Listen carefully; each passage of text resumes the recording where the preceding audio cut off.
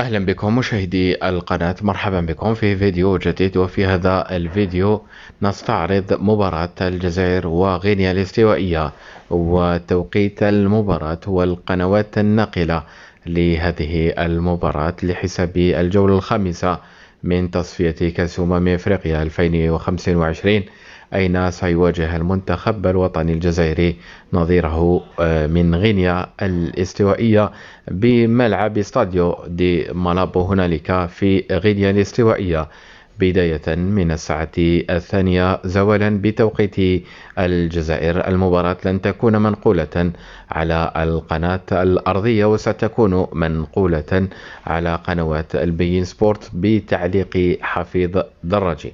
إذا نتمنى كل التوفيق للمنتخب الوطني الجزائري في هذه الخرجة الخامسة، ولم لا تحقيق الفوز الخامس في هذه التصفيات.